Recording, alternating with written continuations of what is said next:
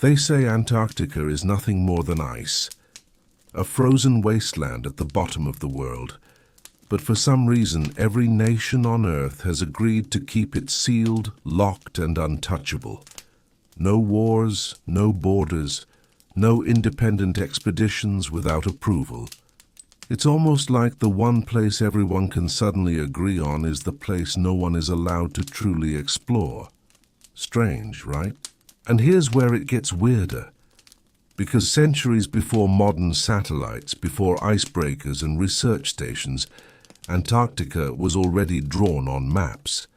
Real maps, from the hands of explorers and cartographers who should not have known it existed. The most famous one? The Peary Race map of 1513, a surviving fragment drawn by an Ottoman admiral who claimed he compiled it using older sources. Charts from Arab navigators, Greek geographers, even maps going back to the age of Alexander. On this battered piece of gazelle skin, you can see South America stretching toward an icy coastline. And below it, a landmass that looks uncannily like Antarctica, but without ice. Historians argue, geographers argue, skeptics argue. Some say it was just South America drawn too wide. Others whisper that it's evidence of ancient knowledge, of sailors long before Columbus reaching lands we thought were unknown. Whatever the truth, it's unsettling. Because if it is Antarctica, the coastlines match more closely with what lies beneath the ice, not the frozen desert we see today. This wasn't the only strange chart. Over the centuries, other maps, like those of Orontius Phineas in the 1500s, sketched a southern continent with rivers, harbors, and mountains. Places nobody should have seen. Places officially discovered only in the 1800s. And yet, there they were, copied and recopied by men working with sources they never fully understood. So here's the question. How could anyone map a continent locked under ice for millennia? Did someone glimpse it in a warmer age? Or were their expeditions long forgotten, erased from the mainstream record? This is where the mystery of Antarctica begins. Not with snow, not with penguins, but with old maps, fragments of memory and a sense that something about this land doesn't fit the official timeline. And centuries later, the mystery only deepened when explorers finally set out to find the land hidden beneath the storms. When Europeans finally pushed southward to test the rumors of a great southern land, they didn't find the tropical paradise some ancient geographers had promised.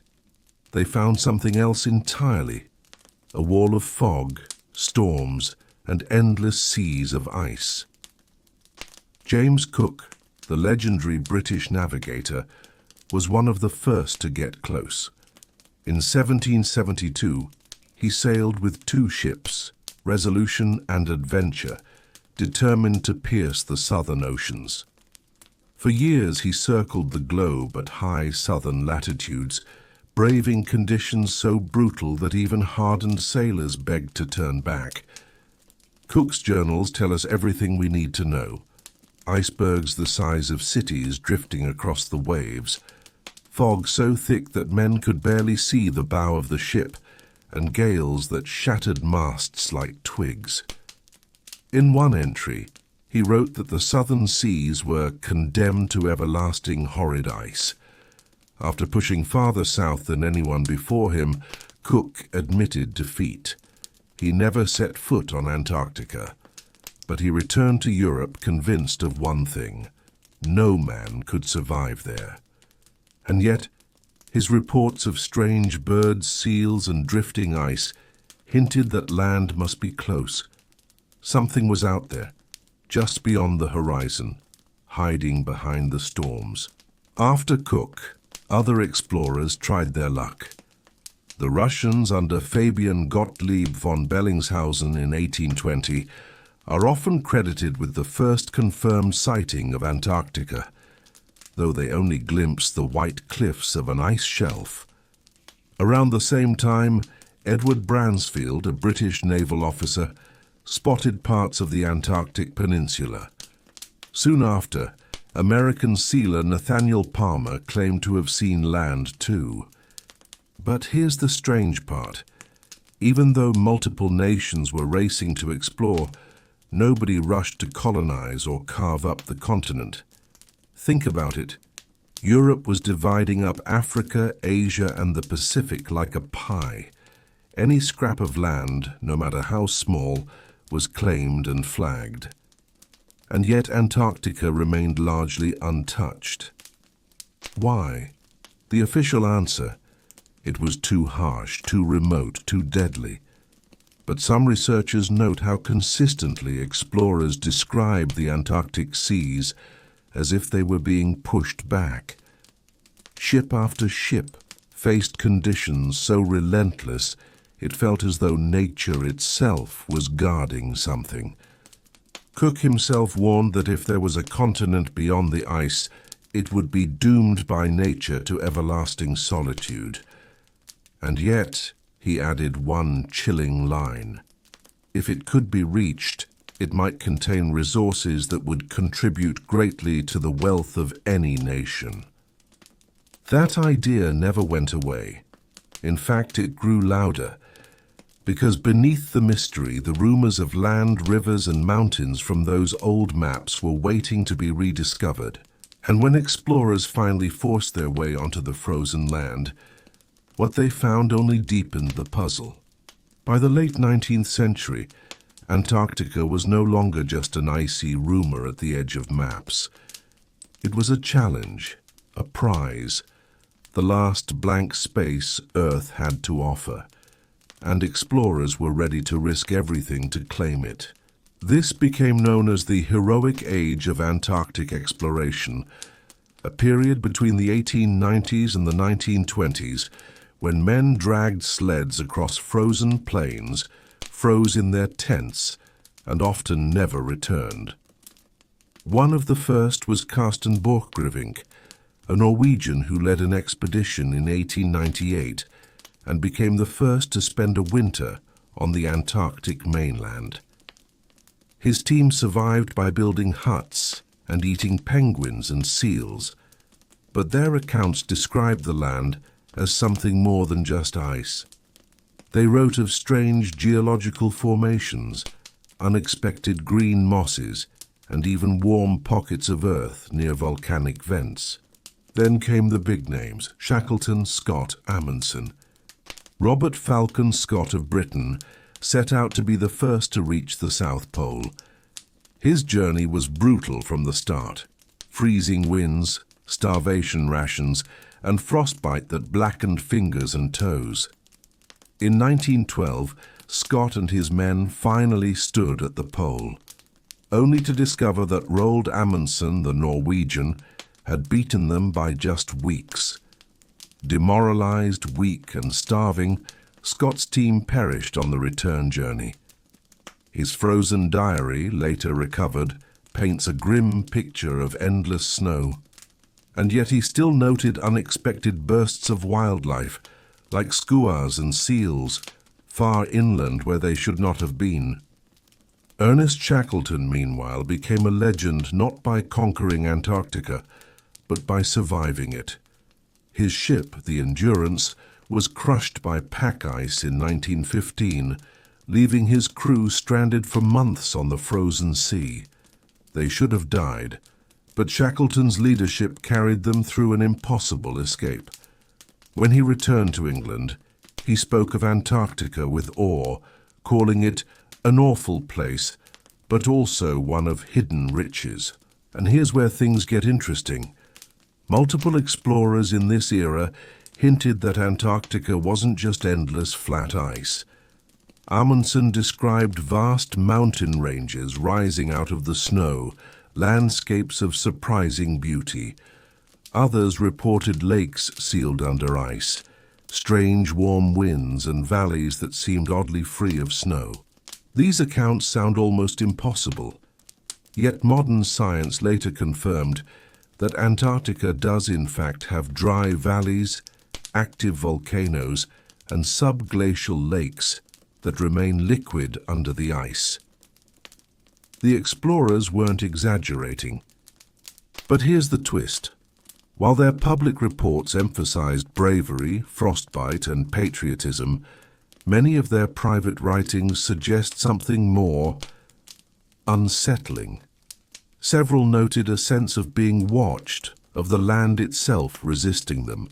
Scott's men joked about the wall, the vast cliffs of ice that always seemed to loom and block progress, no matter the route. And yet, despite all this sacrifice, all this death, nations didn't fight for colonies there. Nobody planted serious permanent settlements. It's almost as if the world was waiting for something, holding its breath. Because soon one man would go farther than any of them. One man would fly over the endless ice, look beyond the frozen horizon, and claim he saw lands no map showed. That man was Admiral Richard Byrd. By the 1920s, Antarctica had already chewed up and spit out the bravest explorers on Earth. The heroic age had left its graves. But technology was changing. Ships were stronger, airplanes could cover ground faster, and radio meant the outside world could finally hear in real time what was happening down there. Enter Admiral Richard Evelyn Byrd, decorated U.S. Navy officer, aviation pioneer, and the man who would bring Antarctica into the modern imagination. Byrd was no ordinary explorer. He was a master of both adventure and publicity. He knew how to survive in harsh climates, but he also knew how to capture headlines. When he announced his plans to fly over the South Pole in 1928, the world was hooked. Newspapers followed his every move. Radios broadcast updates from the icy continent. For the first time, Antarctica wasn't just a mysterious wasteland. It was theater. Byrd's first expedition was a massive operation. Dozens of men, airplanes, a base called Little America, built right on the Ross Ice Shelf. And in 1929, he made history by becoming the first man to fly over the South Pole. His plane roared across the endless white, and when he returned, he spoke of Antarctica as a land of tremendous promise, a place of untapped natural wealth, oil, coal, and minerals that could power nations. But it was his later expeditions that raised eyebrows. In 1946, Byrd led Operation High Jump, one of the largest Antarctic expeditions ever mounted. Officially, it was a U.S. Navy training exercise, 4,700 men, 13 ships, and dozens of aircraft sent to test military logistics in polar conditions. But the scale was bizarre. Why did Antarctica suddenly require a small armada? And why were the missions cut short, with Byrd returning to America far earlier than planned? Even more curious were his comments afterward. In interviews, Byrd suggested that Antarctica was not what people thought it was. He spoke of lands beyond the pole that stretched on for thousands of miles, resources beyond imagination, and territories that could become the future of mankind. How could there be lands beyond the pole when maps showed nothing but ice? Some dismissed it as poetic exaggeration. Others whispered that Byrd had seen something the public wasn't supposed to know. The rumors only grew wilder when stories circulated about unusual encounters during Operation High Jump. Official reports claimed the expedition was hampered by bad weather, accidents, and logistical failures. But whispers, passed among sailors, repeated in fringe publications, told of strange aerial battles, fast-moving discs in the sky, and planes that went down under mysterious circumstances. None of this was ever proven. The Navy buried the failures under bureaucracy, but Admiral Byrd himself returned visibly shaken. In a newspaper interview in Chile, He warned that the US must remain vigilant against threats that could strike from the polar regions faster than from any other place on Earth. That quote was real, and it set the stage for one of the strangest moves in modern history. Because only a few years later, something extraordinary happened. Almost every major world power, nations that couldn't agree on anything, not even peace, signed the Antarctic Treaty. They banned military bases. They banned nuclear testing. They even banned private ownership. In a world tearing itself apart with Cold War rivalries, somehow Antarctica became the one place on Earth where everyone agreed. No wars, no borders, no colonies. Why? Why would the most resource-hungry nations on Earth suddenly declare that the most resource-rich continent would remain untouched forever? Some say it was science. Others say it was peace, but if you look closer, you might see a story far stranger. In 1957, while the Cold War was raging, something unusual happened. Scientists around the world declared the International Geophysical Year, a massive collaboration where dozens of countries pooled resources to study Earth's climate, oceans, and, most importantly, Antarctica. Research stations were built, weather balloons launched, ice cores drilled. For 1 year, the frozen continent was buzzing with activity, but when the year ended, instead of retreating back into rivalry, something extraordinary took place. In 1959, 12 countries, including bitter enemies like the United States and the Soviet Union, came together in Washington, D.C. to sign a document unlike any treaty before or since, the Antarctic Treaty. It declared that Antarctica would belong to no one. No nation could claim sovereignty. No military activity would be allowed. No mining, no drilling, no nuclear testing. The only permitted activity, peaceful scientific research. At first glance it sounds noble, a beacon of human cooperation, but scratch the surface and the whole thing starts to look suspicious. Why would nations that fought bloody proxy wars over oil fields, gold and farmland suddenly agree to lock away an entire continent full of untapped resources? Remember, Admiral Byrd himself had hinted that Antarctica was overflowing with coal, oil, and minerals. By the mid-20th century, industrial powers were desperate for energy, yet suddenly they all agreed, hands off. Even stranger, the treaty was designed to last indefinitely. While most international agreements expire or need constant renegotiation, the Antarctic Treaty created a system that has kept the continent sealed off for decades, and not just sealed off from nations, sealed off from you. Try to go there yourself, not as part of an official research team, not on a carefully managed tourist cruise, but as an independent explorer. You'll find yourself blocked at every turn. There are patrols, there are coast guards, there are checkpoints far from the ice itself. It is one of the only places on Earth where private exploration is flat out forbidden. Now ask yourself, when has humanity ever collectively said, let's all ignore this giant treasure chest forever? It never happens. Not with the Amazon, not with the Arctic, not with the deep sea, except here. And that raises the question, what exactly is being hidden? Some argue it's simply to protect the environment. But why then allow research stations, diesel generators, and heavily armed patrol ships? Some say it's about avoiding conflict. Yet that never stopped resource wars anywhere else. Then there's the old maps.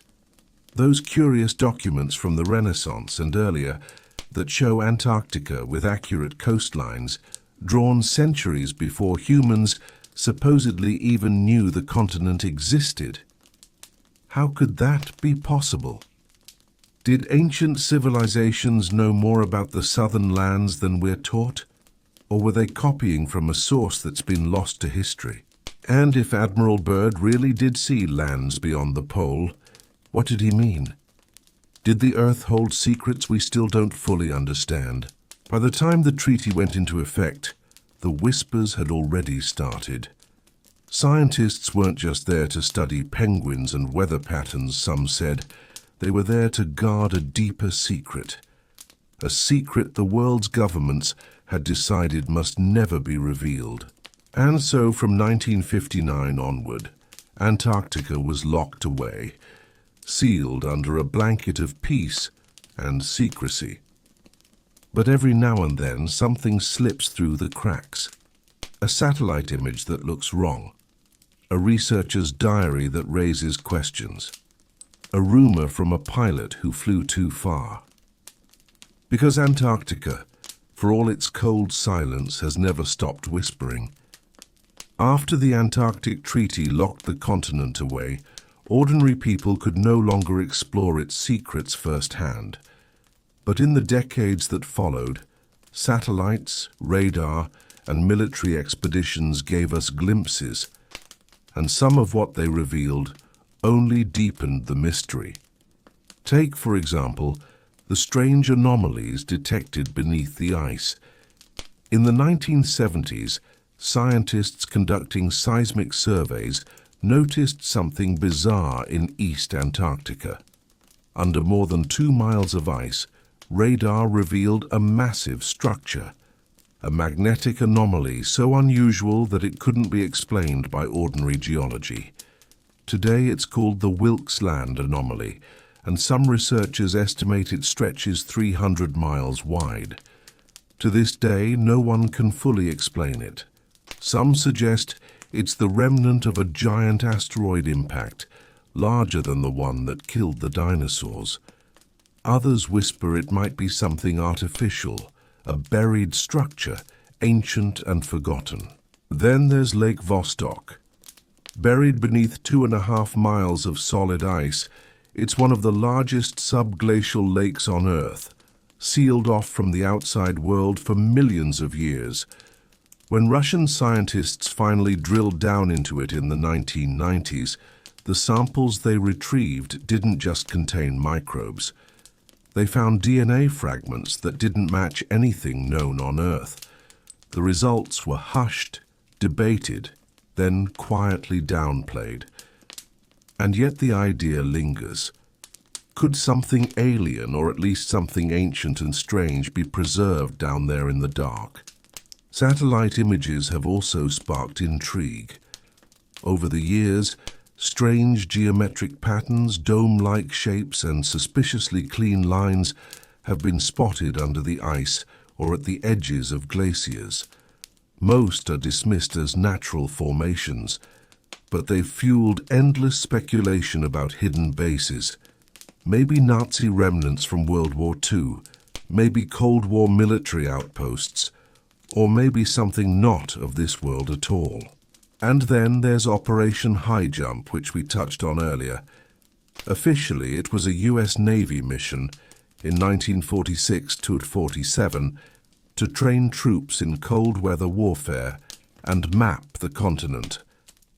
But the sheer scale of it, 4,700 men, 13 ships and 33 aircraft, feels far beyond simple training. Some reports claim aircraft were lost in strange accidents. Some even say Admiral Byrd himself gave cryptic warnings afterward about enemies with the ability to fly pole to pole at incredible speeds. Fast forward to the present and you'll notice something else. Every time a strange discovery is made, it's quickly classified or explained away. A few years ago, Google Earth users claimed to spot enormous openings in the ice, resembling giant cave entrances. The images spread online, then mysteriously blurred out or replaced. Tourists are allowed to visit small slices of Antarctica, carefully curated cruises that show off penguins, glaciers, and postcard-perfect scenery. But try to step outside those zones, and you'll find military-enforced boundaries. Entire areas of the continent are simply off limits. You can't go, you can't look, you can't even ask why. The deeper you dig, the more it feels like something is being hidden in plain sight. A vast continent larger than Europe and Australia combined, locked away under treaties and watchful eyes. And then there's the modern age of secrecy. Advanced radar, satellite imaging, and classified military research in Antarctica are rarely made public. Every now and then a leak or a rumor slips through about crashed aircraft, mysterious lights under the ice, or strange signals picked up by neutrino detectors. But the full story, still sealed. The result is a place that seems less like a frozen wasteland and more like a vault. A vault filled with history, resources, and perhaps something else entirely. When you step back and think about it, Antarctica is unlike anywhere else on Earth, not just because of its size or the harshness of its environment, but because of the way the world's most powerful nations treat it. The Antarctic Treaty, signed in 1959, is still one of the strangest agreements in history. At the height of the Cold War, when the US and the Soviet Union were on the brink of nuclear war, they couldn't agree on much of anything. But they did agree on one thing, that Antarctica would be off limits to war, weapons, and territorial claims. That alone should make you pause. Why would sworn enemies, ready to annihilate each other at any second, suddenly agree to share one of the largest, most resource-rich landmasses on Earth, and then lock it away forever? The continent is packed with resources. Beneath the ice lies massive deposits of coal, iron, copper, uranium, and even oil. It's a treasure chest waiting to be opened, and yet no country has moved to exploit it. The treaty bans mining, bans drilling, bans permanent settlements. In a world where nations fight over a single oil field, why would they all suddenly agree to ignore a continent-sized jackpot? Some argue the reason is environmental, to preserve one of the last untouched ecosystems on Earth. But critics point out that this has never stopped nations before. Forests, oceans, rainforests, all have been exploited despite their fragility. Why should Antarctica be any different? Others whisper that maybe there's more beneath the ice than just coal and oil.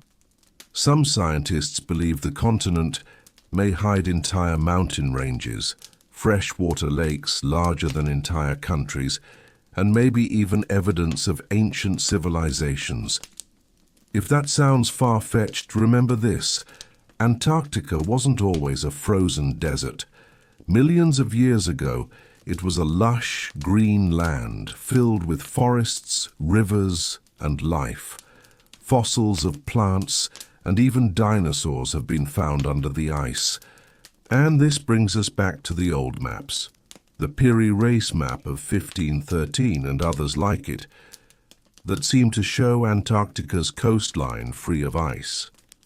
Mainstream historians say these are just misinterpretations. But if they aren't, if sailors really did chart those lands long before modern science, then Antarctica holds secrets about human history that we were never taught. Then there's the military angle. The treaty may say Antarctica is peaceful, but nations still keep bases there. Dozens of outposts dot the continent, many run by militaries rather than civilian scientists. The US operates McMurdo Station, a massive hub with runways that can support military aircraft. Russia runs its own bases. China has built airstrips and permanent facilities. For a place where nothing is supposed to happen, there sure is a lot of activity. It feels less like a frozen wasteland, and more like a heavily monitored lockbox. Everyone knows what's inside, but no one's saying a word. And every time we get close to answers, The story is buried under layers of treaties, red tape, and classified reports. The question is, why? Maybe the resources are too tempting to risk sparking a global conflict. Maybe there's ancient history under the ice that doesn't fit the story we're told. Or maybe, just maybe, the reason Antarctica is off limits has nothing to do with resources or history at all, and everything to do with what's waiting beneath the ice right now. Antarctica isn't just a frozen land of snowstorms and penguins. Over the past few decades, it's become the center of some of the strangest reports on Earth. And every time someone digs too deep, the answers are cut off, hidden, or brushed aside. Let's start with the skies. For years, scientists and military personnel stationed in Antarctica have quietly reported strange lights moving over the ice. Not planes, not satellites, but glowing objects shifting directions at impossible speeds. Some chalk it up to ice crystals, mirages, or atmospheric tricks, but others say these are the same kinds of unidentified flying objects that have been recorded around military bases worldwide. The difference? Down here, there are no cities, no highways, no distractions, just empty land and sky, making any anomaly stand out like a beacon. And then there's the cosmic angle. In 2006, researchers using an instrument called ANITA, the Antarctic Impulsive Transient Antenna, picked up something baffling. High-energy particles, the kind that should only come from space, were instead blasting up from beneath the ice. Think about that. Signals that shouldn't exist rising from the frozen ground. Some scientists suggested exotic physics, even parallel universes. Others waved it off. But the data keeps coming back, and the anomalies refuse to vanish. If that wasn't enough, Antarctica is also home to what's called the South Pole Station, a massive US facility loaded with equipment that looks suspiciously more advanced than just weather gear. Officially, it's all about research. But critics point out its strange alignment, its restricted zones, and the fact that even some scientists can't access every part of it. It doesn't help that strange, low-frequency signals have been recorded around the base, fueling theories that it's doing much more than measuring snowflakes. Then there are the visitors. Every few years, a billionaire, celebrity, or world leader quietly takes a trip to Antarctica. Buzz Aldrin, the astronaut, went there in 2016, but suddenly had to be evacuated after a medical emergency. Before leaving, he tweeted something cryptic about the icy continent being evil itself before deleting it. High-ranking officials from Russia, the US, even the Vatican have all made the journey. These aren't normal tourist trips. These are powerful people going to one of the most remote and restricted places on Earth, and not a single one of them explains why. Even YouTubers and influencers who go there walk a careful line. They show penguins, icebergs, maybe a quick visit to a research base, but none of them stray far. None of them go deep inland. And whenever someone claims they've seen something strange, ruins, caves, giant structures under the ice, the footage vanishes, or the story gets laughed off until it fades.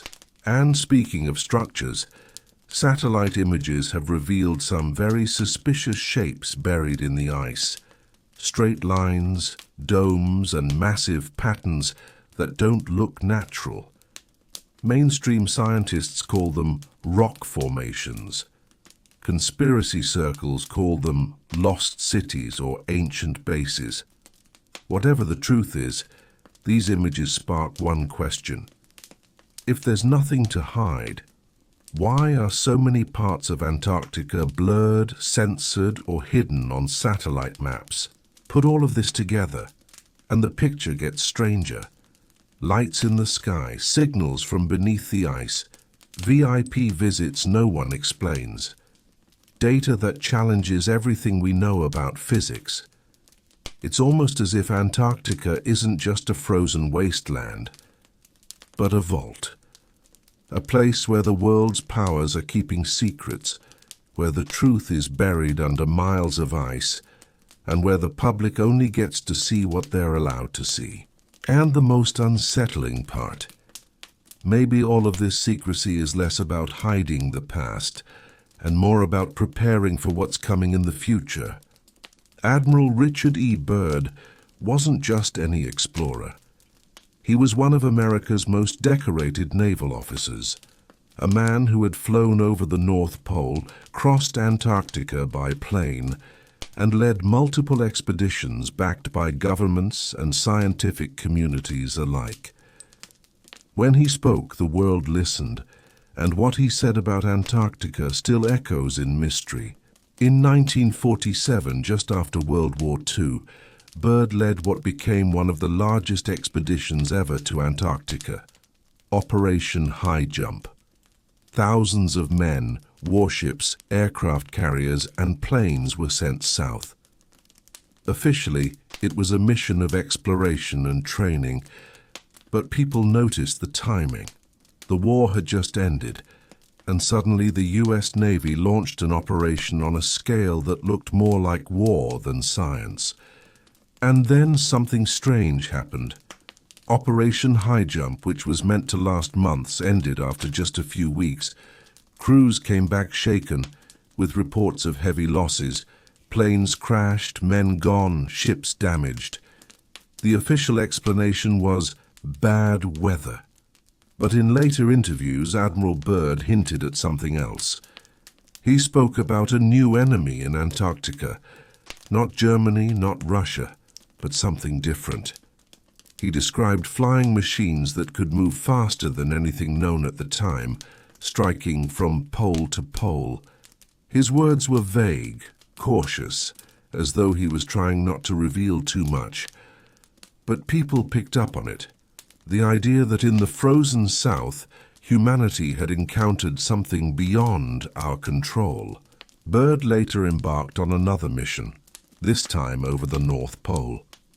And that's where things get even stranger. According to a journal attributed to him, though its authenticity has been debated ever since, Byrd described seeing lands that shouldn't exist, vast green valleys, mountains, even rivers, hidden deep within the polar regions. He spoke of lands beyond the pole, and of civilizations more advanced than our own. Now, whether this journal is real or not has been argued for decades. Some say it's a forgery, a hoax. Others say it's been suppressed, altered, or dismissed to keep the truth buried. But one fact remains. Byrd's words inspired generations of researchers, conspiracists, and explorers to look at Antarctica not as a wasteland, but as a doorway. Think about the timing again. Just as the world was recovering from global war, just as technology was advancing at lightning speed, suddenly Antarctica became a locked vault. And Byrd, the last great explorer who truly saw it firsthand, came back speaking of resources, lands, and forces that could change the balance of power forever. Some claim his warnings were ignored. Others say they were silenced. But from the 1950s onward, Antarctica became completely off-limits to ordinary explorers. The Antarctic Treaty locked it away, just as Byrd's mysterious expeditions faded into rumor. It's almost as if what he found was too big, too dangerous to ever let out into the world. And here's the unsettling thought. If Byrd was telling the truth, then the maps we're shown today are incomplete. The frozen edges of the world may hide more than ice. They may hide entire continents, resources, or civilizations that governments don't want us to see. Because Byrd didn't just describe danger, he also described opportunity, minerals, land, technology, A prize so massive that whoever controlled it would dominate the future. If that's what lies beneath the ice, then maybe secrecy isn't just about hiding history, but about keeping the ultimate power locked away until the right moment. In 1959, something almost impossible happened. At the height of the Cold War, when the US and the Soviet Union could barely sit at the same table without threatening nuclear war, 12 nations came together and signed the Antarctic Treaty. It declared that Antarctica belonged to no one. No flags, no military, no nuclear tests, no cities, no private colonies, no commercial ownership, only peaceful scientific research. Now on the surface, that sounds like an incredible act of global unity. But think about the timing. Admiral Byrd had just finished his expeditions, speaking openly about untapped resources, fertile lands, and strange dangers lurking at the poles. Nations were competing for every scrap of land on Earth.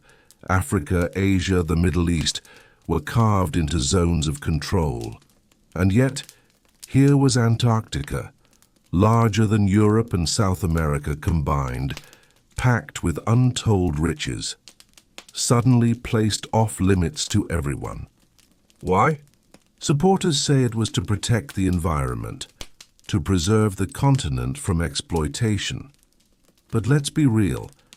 Since when have superpowers cared about the environment, especially in the 1950s? This was the same era of nuclear bomb testing, mass industrial expansion, and proxy wars fought over oil. And yet we're expected to believe the US, the Soviets, Britain, and others all agreed to set aside their greed in one of the richest lands on Earth. That doesn't add up. And here's where Byrd's warnings fit in. He spoke of Antarctica as a place filled with unimaginable resources: coal, oil, uranium, enough to fuel entire nations. If that's true, then every major power would have been desperate to get control. Unless they realized there was something bigger at stake, something dangerous, something they couldn't allow to fall into the wrong hands.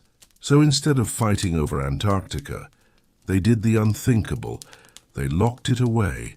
Even stranger, the treaty was set up to last indefinitely.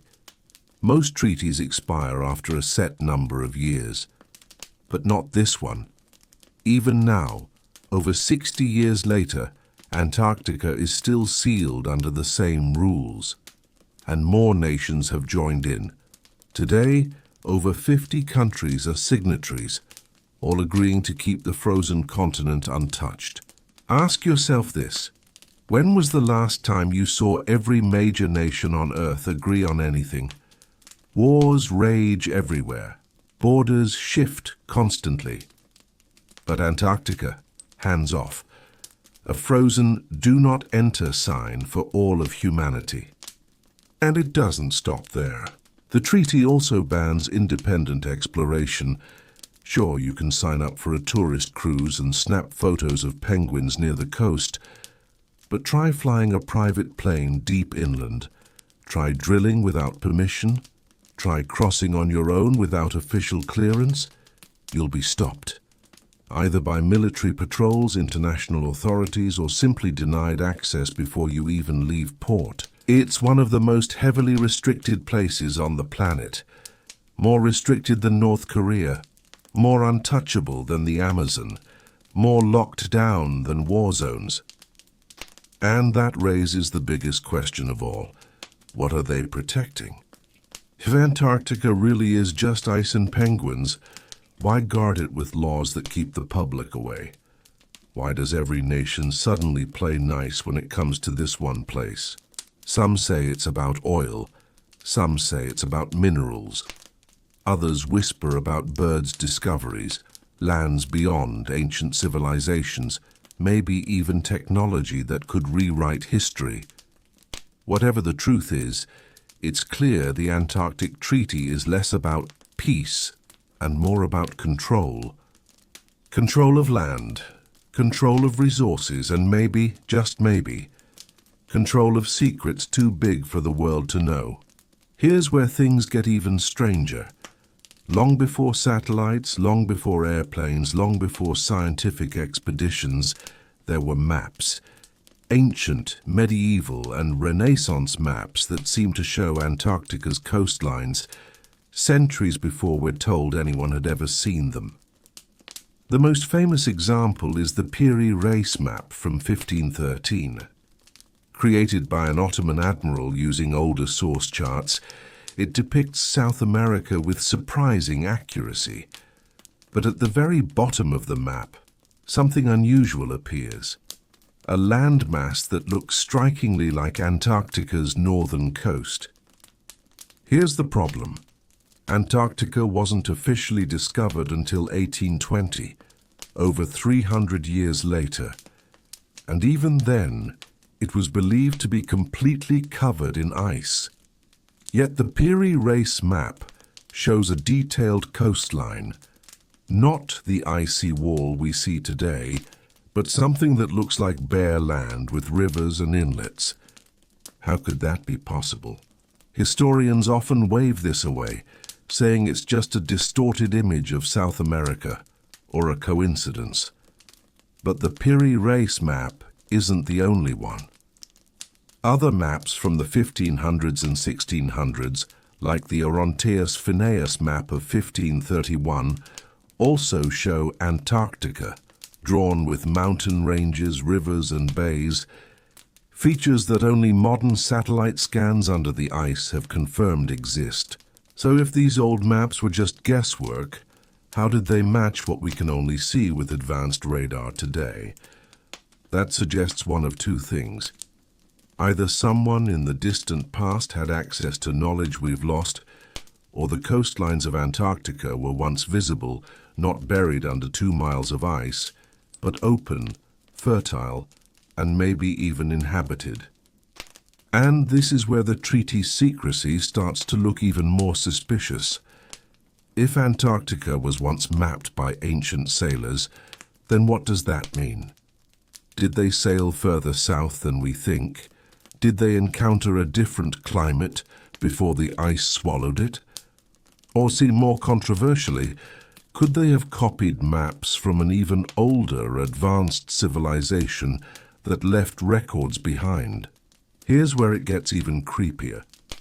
When Admiral Byrd gave interviews in the late 1940s, he mentioned fertile lands beyond the ice, warm areas, lakes, resources beyond measure, almost like he was confirming what the old maps hinted at, that Antarctica isn't just frozen wasteland, that maybe under the layers of ice or beyond the borders we're allowed to see, there's more.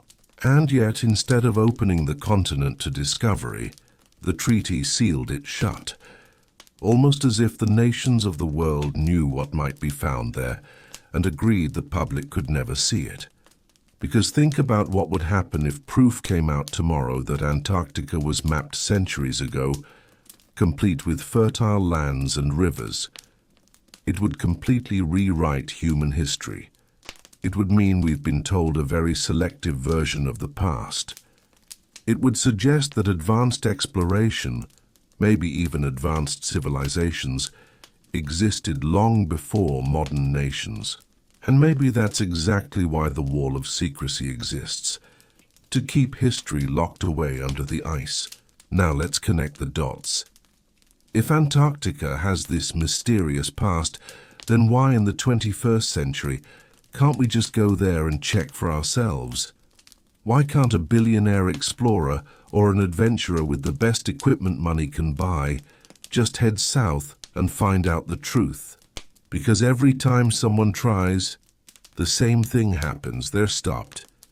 Under the Antarctic Treaty, only government-approved scientific research stations are allowed. No permanent settlements, no private colonization, no oil drilling, no mining, no large-scale tourism. Even if you have billions of dollars, if you try to fund an independent expedition deep into Antarctica, the world's militaries will intervene, and they've done it. Over the years, adventurers have claimed they were forced to turn back by military patrols or that their permits were suddenly revoked. In some cases, people have disappeared trying to cross Antarctica without official approval. But here's what makes it even stranger. Antarctica is the only continent on Earth without a native human population. It has no cities, no villages, no indigenous people. It is essentially nobody's land. Yet despite that, it is the most heavily controlled piece of territory on the planet. Why? If it's just ice, if it's just penguins, then what's the danger of letting people roam freely? Some argue it's environmental, that the continent is fragile, and governments don't want human activity to destroy it. That's the official line. But let's be real. If resources like oil or rare minerals existed there, history tells us nations would rush to exploit it. Yet in Antarctica, they've all agreed to not touch it. That is completely against human nature and geopolitics. So maybe the real reason isn't about protecting penguins. Maybe it's about protecting secrets. Think about how easy it would be for a small private plane to fly too far south, stumble onto something they weren't supposed to see, and broadcast it online. That's why air routes over Antarctica are heavily restricted. That's why explorers must file detailed travel plans and stick to them.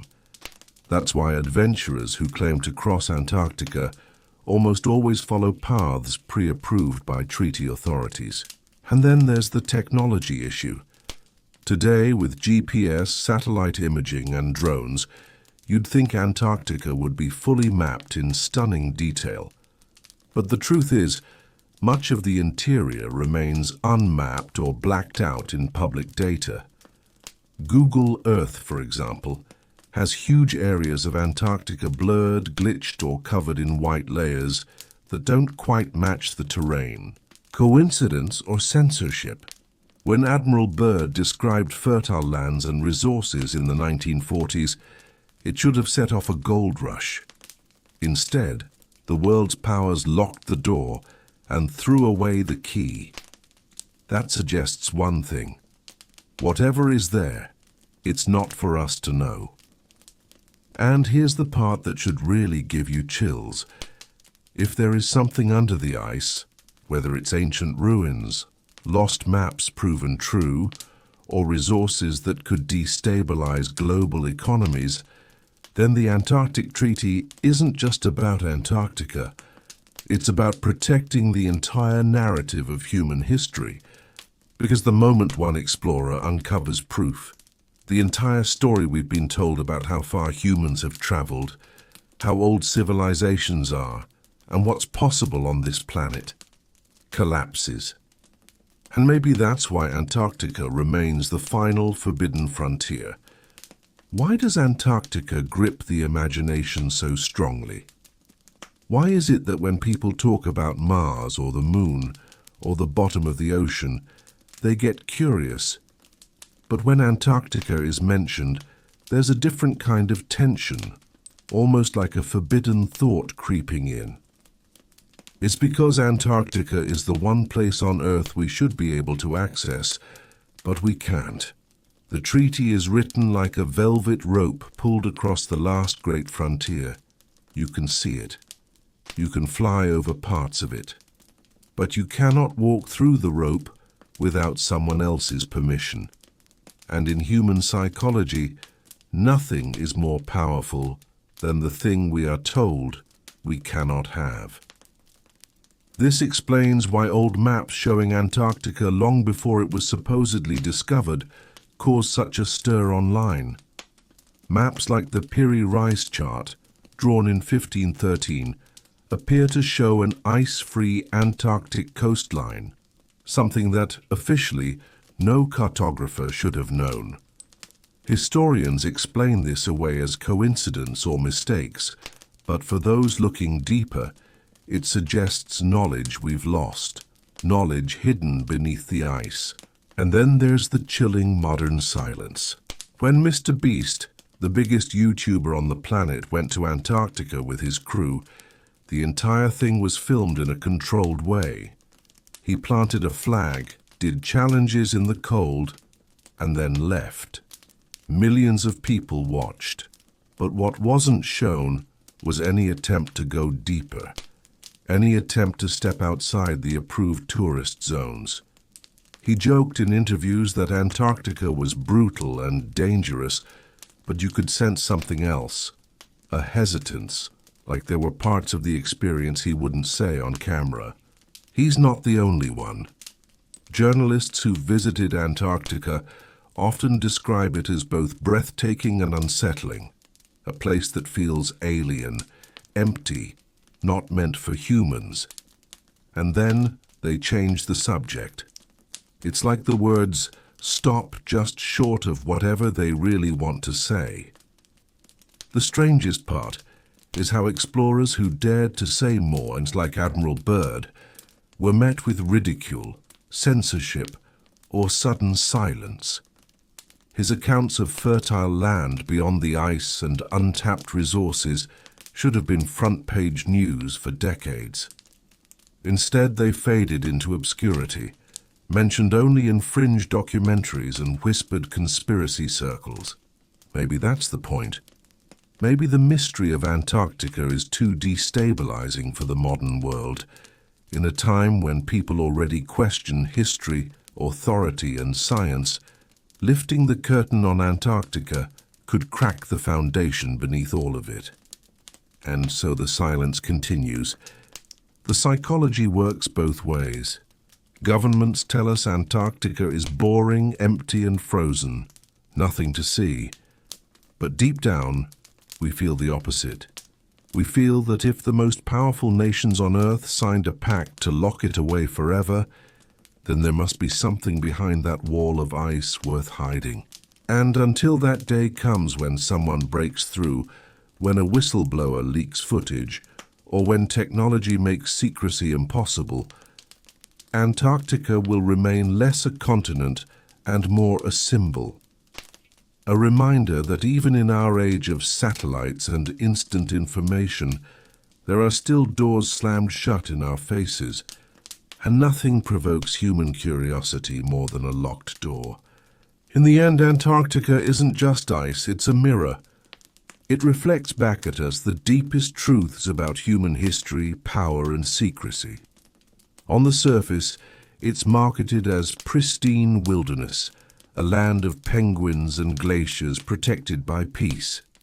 But beneath that frozen mask lies something far more compelling, a question mark the size of a continent.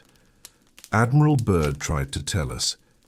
His words hinted at lands beyond, resources beyond comprehension, perhaps even realities we weren't meant to know.